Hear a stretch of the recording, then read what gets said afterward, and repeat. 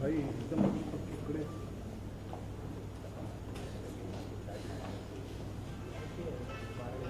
ठीक है सर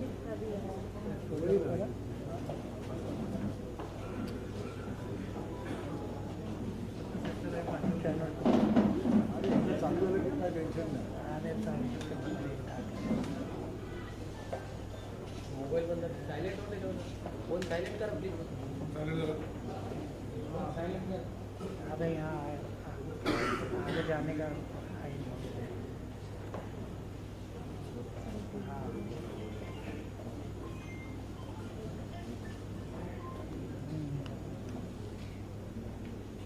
उसी के नीचे ही है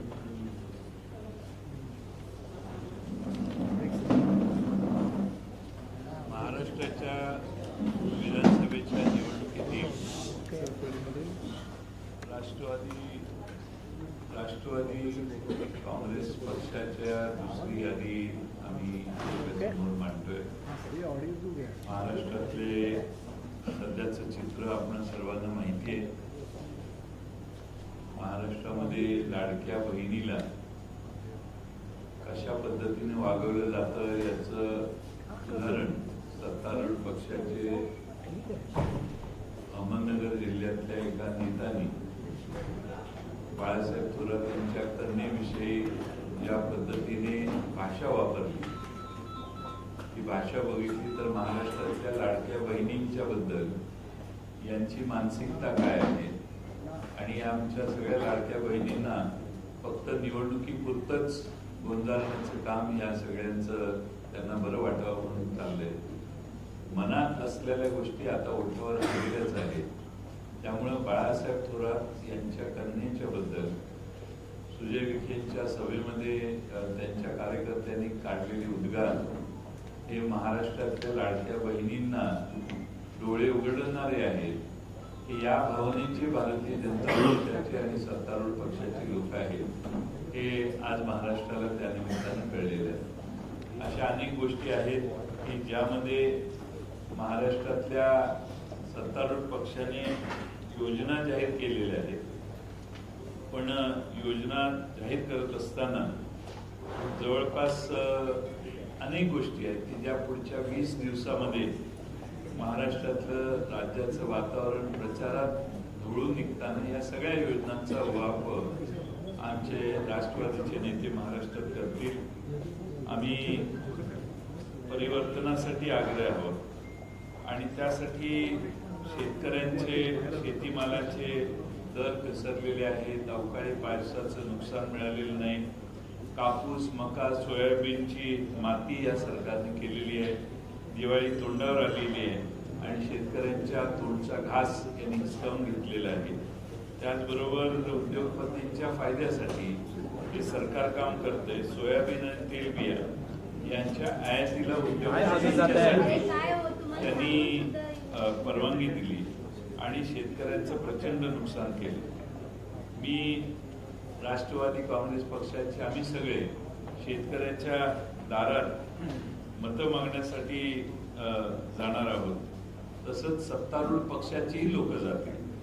माझे शेतकऱ्यांचं जे नुकसान झालेलं आहे ते त्याचा जाब महाराष्ट्रातले शेतकरी सत्तारूढ पक्षाला विचारतील अशी माझी खात्री आहे. नुकसान भरपाई अजून मिळाली नाही तेही शेतकरी या सरकारला जाब विचारतील. निवडणुका तोंडावर आल्यावर असंख्य निर्णय आचारसंहिता जाहीर होण्याच्या भीतीने सरकारने विचार न करता घेतलेले आहेत. पण सध्याच्या सरकारला मात्र महाराष्ट्रातल्या अडचणीत आलेल्या शेतकऱ्याची काळजी घ्यावीशी वाटलेली नाही.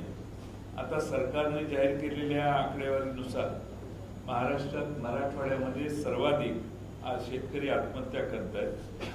जून महिन्यापर्यंत गेल्या वर्षभरात तब्बल 430 शेतकऱ्यांनी मराठवाड्यात आत्महत्या केलेली आहे. ही सरकारची आकडेवारी आहे, माझी स्वतःची नाही. जून महिन्यामध्ये जशी 430 शेतकऱ्यांनी आत्महत्या केली आहे म्हणजे दिवसाला विविध भागांमध्ये दिवसाला 2 शेतकरी आज आत्महत्या करतायत, मृत्यू होत आहेत. आणि बीड, धाराशिव आणि नांदेड या जिल्ह्यात सर्वाधिक आत्महत्या चालू आहेत. आपण निवडणुकीच्या गडबडीत असल्यामुळे त्या बातम्या कुठं पुढे येत नाहीत. परंतु ही महाराष्ट्रातली परिस्थिती आहे आणि संपूर्ण महाराष्ट्राचा विचार केला तर रोज 9 शेतकरी आत्महत्या करतायत हे आजचं चित्र दुर्दैवाने आहे. आम्ही मगाशी सांगितलं तसं महिलांना सन्मान देण्याची भाषा हे सरकार करतंय, पण त्यात भाषा कशी आहे आणि महाराष्ट्रातल्या सगळ्या भगिनींचा अपमान करणारी भाषा ही आज सत्तारूढ पक्षाच्या लोकांनी संगमनेरमध्ये त्याचा भाषा वापरलेली आहे. त्याची किंमत महाराष्ट्रातल्या सगळ्या भगिनी या सरकारला मोजायला लावल्याशिवाय राहणार नाहीत असा विश्वास आहे. 1500 रुपये दिले पण तेल आज 3000 रुपयाला मिळतंय. दिवाळीच्या फराळ करणाऱ्या आमच्या भगिनींना विचारा की सरकारबद्दल आमच्या भगिनी काय बोलतायत आणि म्हणून या निवडणुकीत त्यांना उत्तर मिळेल असा मला विश्वास आहे. मी राष्ट्रवादी काँग्रेस पक्षाची दुसरी यादी आपल्या समोर वाचतोय. विधानसभा मतदारसंघ 16 एरंडोल सतीश अण्णा पाटील. विधानसभा नंबर 111 गंगापूर सतीश चव्हाण. विधानसभा नंबर 135 शहापूर पांडुरंग बरोरा. 243 परंडा राहुल मोठे. 230 बीड संदीप क्षीरसागर. 44 आर्वी श्रीमती मयुरा काळे. 116 बागलान श्रीमती दीपिका चव्हाण. 119 येवला माणिकराव शिंदे. 120 सिन्नर उदय सांगळे. 122 दिंडोरी श्रीमती सुनीताताई चारोस्कर. 123 नाशिक पूर्व गणेश गीते. 141 उल्हासनगर ओमी कलानी. 195 जुन्नर सत्यशील शेरकर. 206 पिंपरी श्रीमती सुलक्षणा शिलवंत. 211 खडकवासला सचिन दोडके. 212 पर्वती श्रीमती अश्विनीताई कदम. 216 अकोले श्री अमित भांगरे. 225 अहिल्यानगर शहर अभिषेक कळमकर. 254 माळशिरस उत्तम जानकर. 255 फलटण दीपक चव्हाण. 271 चंदगड नंदिनीताई बाबुळकर कुपेकर. 279 इचलकरंजी मदन कारंडे. ही आमची यादी आहे. आणखी थोडेसे राहिलेले आहेत या आज रात्री किंवा उद्यापर्यंत आम्ही यांची नावं प्रकाशित करू, जाहीर करू आणि मला खात्री आहे की आम्ही सर्वच उमेदवारांच्या नावांचा बराच अभ्यास करून अनेक उमेदवार मागणी करत असताना देखील आम्ही त्यातनं मार्ग काढून सगळ्यांचं समाधान करण्याचा प्रयत्न केला आहे आणि आमच्यातले सर्वोत्तम आणि जास्तीत जास्त मतदान घेऊन विजयी होतील असे उमेदवार देण्याचं काम केलेलं आहे. महाराष्ट्रातल्या येणाऱ्या निवडणुकांमध्ये ही आमची आता दुसरी यादी आहे. तिसरी यादी कदाचित आपल्याला न भेटता परस्परच जाहीर करण्याची आपण मला परवानगी द्याल. जर मी मुंबईत असेल तर नक्की करेन. आपण सर्वांनी आम्हाला आतापर्यंत सहकार्य केलेलं आहे. मला खात्री आहे महाराष्ट्रातल्या शेतकऱ्यांचे, शेतमजुराचे, महागाईचे आणि बेरोजगार युवकांचे प्रश्न सोडवण्यासाठी महाराष्ट्र हे सरकार बदलण्याच्या तयारीत आहे. मला विश्वास आहे की आमचे सगळे उमेदवार आपल्या आशीर्वादाने, महाराष्ट्रातल्या जनतेच्या आशीर्वादाने यशस्वी होतील आणि निश्चितपणाने उद्याच्या महाराष्ट्रात विधानसभेत आमचे जास्तीत जास्त उमेदवार निवडून येतील. धन्यवाद.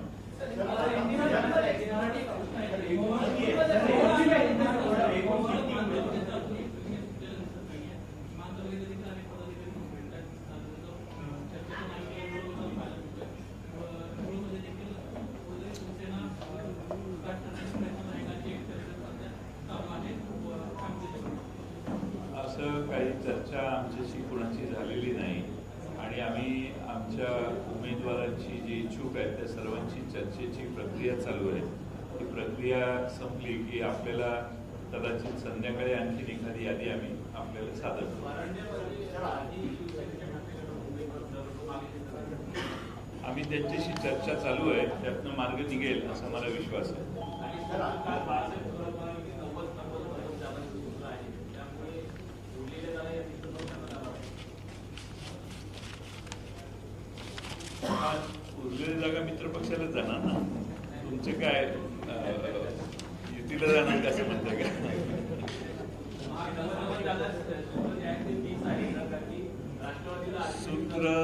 मेरिटनं चाललंय.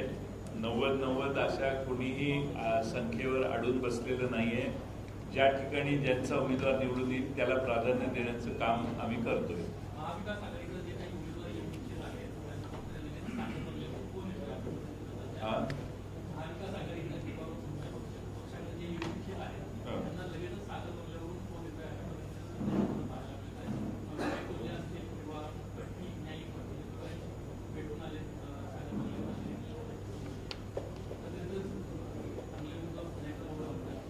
माझा सध्या भारतीय जनता पक्षाचा अभ्यास कमी आहे. तिकडे कोण जाते कोण नाही हे मला माहित नाही. मला माझ्याकडे कोण येतंय याच्यावरच लक्ष द्यायला वेळ मिळत नाही. त्यामुळं ही आपण जादा दिलेली माहितीबद्दल मी आपले आभार.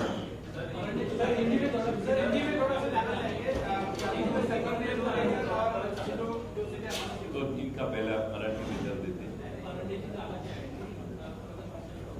आमची चर्चा चालू आहे शिवसेनेची. आमची चर्चा झालेली आहे आणि त्या बाबतीत काही त्यांचे शिवसेनेच्या कार्यकर्त्यांची वेगळी मतं आहेत. ती चर्चा करून आम्ही त्यात योग्य तो निर्णय काढू.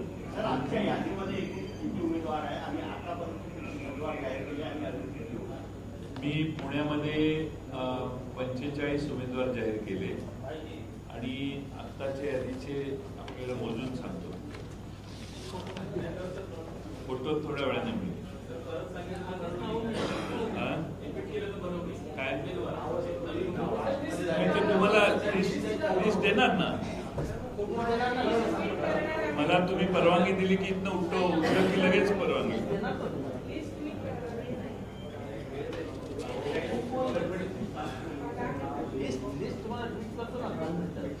आता 22 नावं आम्ही जाहीर केलेली आहेत. 22 45 अधिक 22 आणि त्यानंतर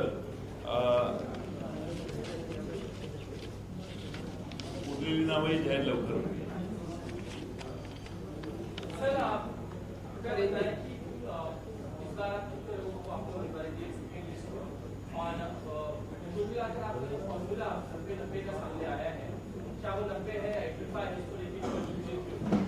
नब्बे 90 का फॉर्मूला आप सबने 85 कितने हुए ये हमको बताया. विपक्ष के हमारे सामने वाले नेताओं ने भी 85 के बारे में हमारे गणित में सुधारना करने की कोशिश की. इसलिए मैं उनका भी आभारी हूँ. लेकिन 90 या 85 ऐसा कोई फिक्स फॉर्मूला हमारे में नहीं है. जहाँ जो चुन के आने की संभावना है वहाँ हम उस पार्टी का कंसिडरेशन करते हैं. इसलिए हम कोशिश कर रहे हैं कि हमारे सबसे अच्छे उम्मीदवार को सामने रखें.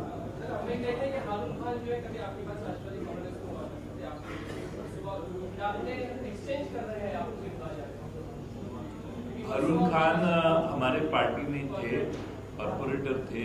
हमारे साथ उनके बहुत अच्छे ताल्लुकात है.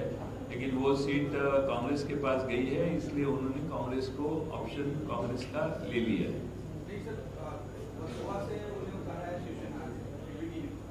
शिवसेना के पास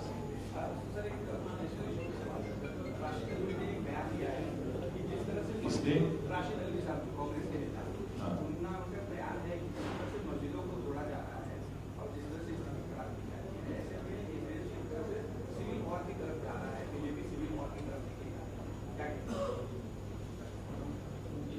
मुझे मालूम नहीं किस कॉन्टेक्स्ट में उन्होंने ये किया. मुझे लगता है महाराष्ट्र में बीच में 1-2 महीने के पहले भाजपा के कुछ लोग एक्सट्रीम लैंग्वेज यूज करके लोगों की भावना भड़काने की कोशिश में थे. लेकिन महाराष्ट्र में सभी वर्गों का और सभी कास्ट और रिलीजियस लोग जो रिलीजन के लोग हैं उनका मैं आभार व्यक्त करता हूँ कि लोगों ने रिस्पॉन्ड नहीं किया. लेकिन कोशिश ये थी कि एक्सट्रीम लैंग्वेज इस्तेमाल करें. उनका बहुत कोशिश महाराष्ट्र में हुई. इलेक्शन के पहले दंगे दोपे हो. लेकिन मैं सारे कम्युनिटी खास तौर पे जिनके ऊपर ये शब्दों का और गलत लैंग्वेज का इस्तेमाल हुआ वो सारे लोगों ने बहुत अच्छा समझदारी ली और उनको मुझे लगता है कि वो लोग चाहते हैं कि आगे आके दंगे रोपे करने से बजाय हम वोट के जरिए भाजपा को उखाड़ के फेंक देंगे।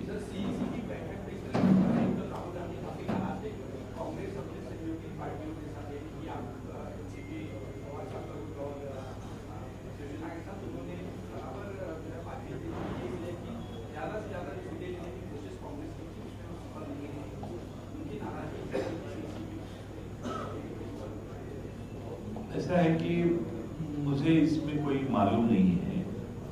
कांग्रेस के सारे नेताओं ने पूरी कोशिश की, मैं उनके ऊपर कोई ये नहीं करूंगा क्योंकि उन्होंने उनकी कोशिश की, लेकिन अलग अलग कॉन्स्टिट्यूएंसी की जो परिस्थिति थी उसके हिसाब से निर्णय लिए गए।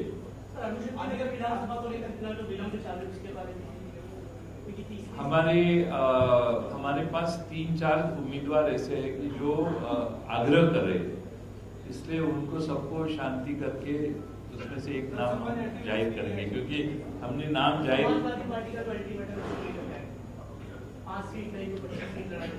उनसे बातचीत चालू है, तो अल्टीमेट भी हम उनको साथ में लेने ही वाले हैं।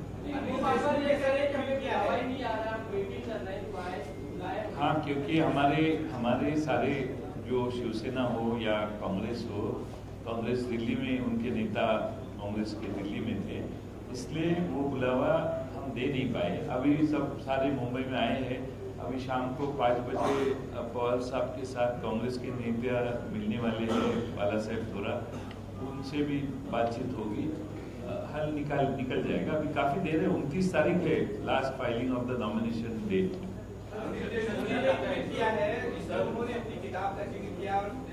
किसने?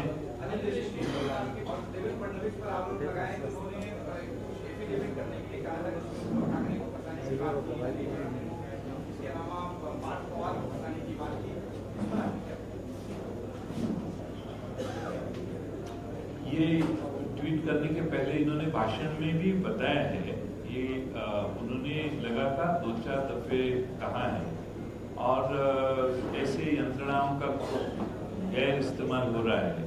ये लोगों के सामने इसके पहले ये मुद्दा उन्होंने रखा है, फिर एक बार आप कहते हैं तो ट्वीट किया।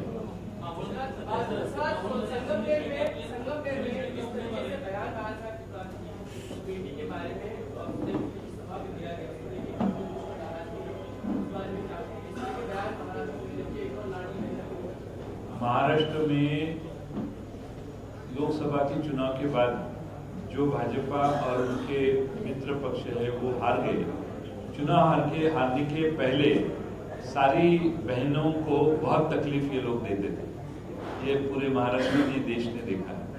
चुनाव हारने के बाद वो समझदारी से लेने लगे और उनको समझ में आया कि बहनों को संभालना चाहिए, नहीं तो आने वाले इलेक्शन में पूरे के पूरे हार जाएगी। इसलिए उन्होंने कुछ निर्णय लिए, लेकिन मन में जो भाषा थी, जो आप ओठों पे आ रही है, जो मन में विचार थे वो ओठों पे आ रहे हैं।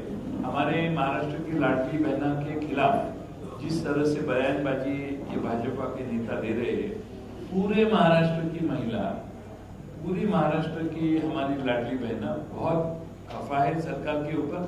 ऐसी भाषा अगर ये इस्तेमाल करते तो इनके 1500 या 15,000 दिए तो भी लोग इनको वोट नहीं देने वाले, क्योंकि बहनाओं के अपमान के हर कोई भी चांस ये लोग छोड़ते नहीं। हमारी लाडली बहनाओं के लिए पैसे दिए तो बहुत उपकार किए, इस हिसाब से हमारी महिलाओं के ऊपर बयानबाजी अगर भाजपा और मित्र पक्ष उनके जो है वो कर रहे हैं, तो मुझे लगता है महाराष्ट्र की लाडली बहना उनको बराबर सबक सिखाएंगे। शक्ति नगर को लेकर के उम्मीदवारी आप लोगों के पास आने वाली है, ऐसी जानकारी मिल रही है, और क्या आप लोग वहां पर समाजवादी पार्टी से किसी व्यक्ति को उम्मीदवारी के तौर पर दे रहे हैं, या आपका अपना खुद का पार्टी का वर्कर? निर्णय होने के बाद आपको समझ में आएगा हमने क्या किया। कितनी जगहों पर चुनाव लड़ रही है वो भी आपको बताएंगे।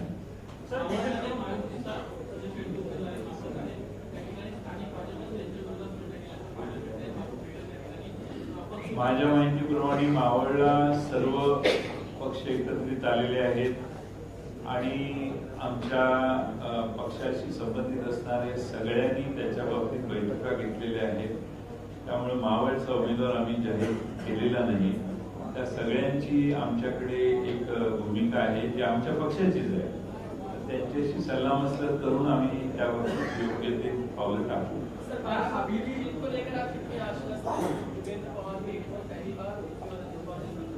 देखो अभी 67 उम्मीदवारों का नाम मैंने घोषित किया. 67 के 67 चुन के कैसे आते हैं वो देखने का हमारा फर्ज है. हम सारी जगह पे जीतेंगे. महायुति में क्या अभी भी कुछ सीटें ऐसी हैं जिन पर अभी बातचीत चल रही है या इन सारी चीजों पर हो गया? क्योंकि आज शिवसेना ने हम महाविकास आघाड़ी में है सर. महाविकास आघाड़ी में क्योंकि शिवसेना यूनिटी ने अभी 3 और उम्मीदवारों की लिस्ट मुंबई में घोषित की है. तो क्या महाविकास आघाड़ी में सब कुछ क्लियर हो गया है? अभी भी कुछ चर्चा बाकी है? नहीं, अभी क्या है, अभी कोई मीटिंग नहीं होने वाली. फोन पे काफी लेन देन चल रही है. फोन पे ये सीट हम वो सीट हम उसका डिस्कशन हुआ है और उस हिसाब से आप देखेंगे और भी सीटें जाहिर हो जाएंगी. हाँ? मुंबई में योगी आदित्यनाथ के पोस्टर लगे थे, बटेंगे तो कटेंगे टैगलाइन के साथ.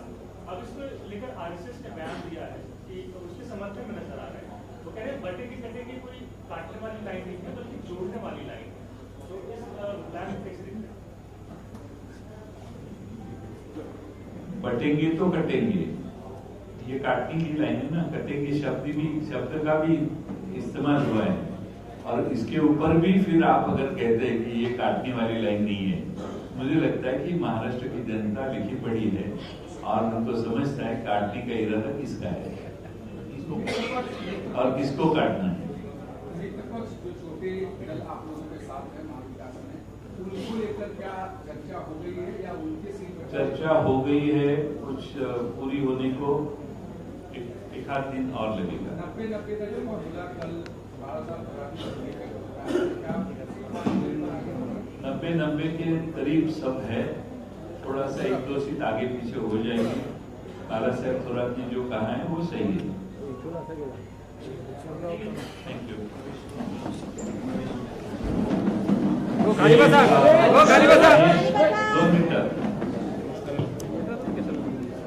गणेश गीते हे राष्ट्रवादीमध्ये प्रवेश करतायत. माननीय